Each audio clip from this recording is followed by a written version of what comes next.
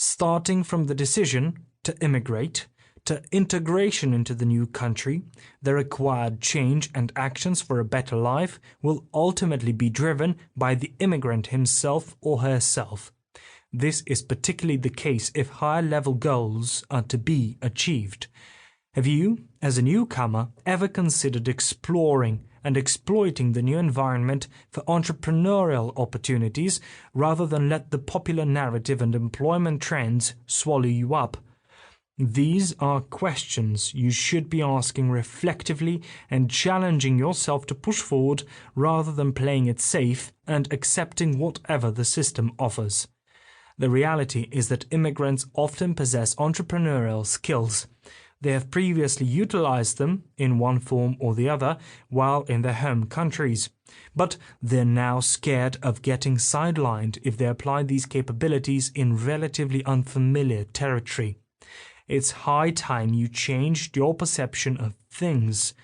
How timely that you are residing in a country where you can maximize the value of diversity, take advantage of the enabling environment, and rightly use the safety net of the welfare system. Everybody wants freedom, but not everyone dares to pursue it. A lot of people would rather play it safe under the control of someone else than risking everything for their freedom, even their financial freedom. We all like to convince ourselves that freedom is when we get what we need and not necessarily what we want. However, that is not a complete picture of freedom in this context.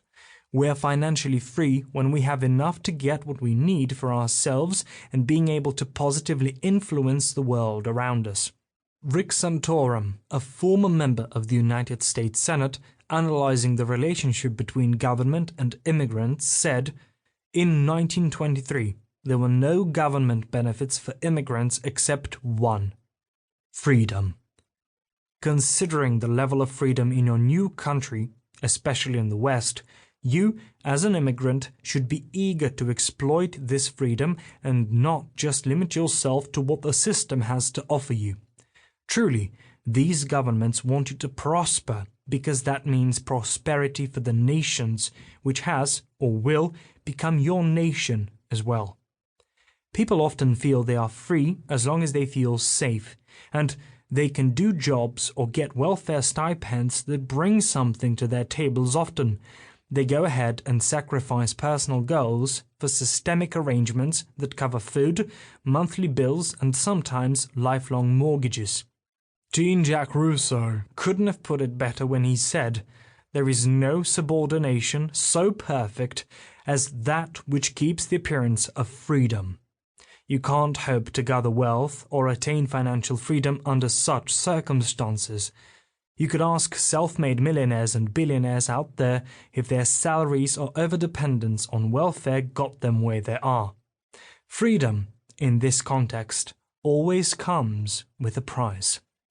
You should be familiar with this popular maxim: there is no peace without war.